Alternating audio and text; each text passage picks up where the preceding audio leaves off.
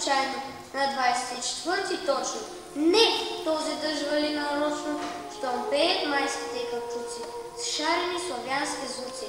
С гласни тесни и широки, грамовни, весели и мокри, с съгласни, в които шуми озрял сухожито, проблесва кремък, покатръни, извънка паднали автори. О, всеки звук е свят различен. И тък почти биологичен. Тълта и жа и в средата, шурчи да издухат небесата. Раздъхна с някакъв вятър свеж, и пълна думичката скреш. Щом крила с звуци болни, ритмичката зашеметена, Боже стягва местата болни от остри камъни ранена. Щом жира, ветлее жар, щом думичката заколя, райната лаше, а гръм е дума с свят небесен. Щом болката от всяка рана и всяка жалба е събрана. Два звука ох, щом в нас столетна, три цвята, ала вечно цветна, с корен род, с наставка ина, живее думата родина.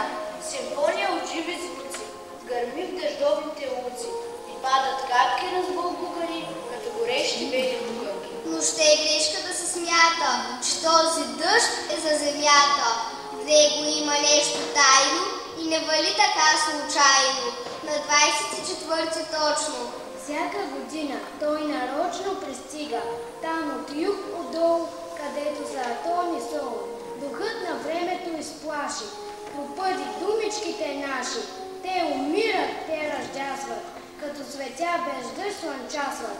Зато и дъждът от Бог е изпратен, на този Божи ден е златен, защото мъртвото възражда, пред него в стражната загражда.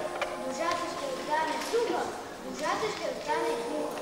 И тази думичка родина, с корен род, с наставка ина, ще бъде вече променена, изсъхнала и изгорена, тя ще изглежда друго яче. Ще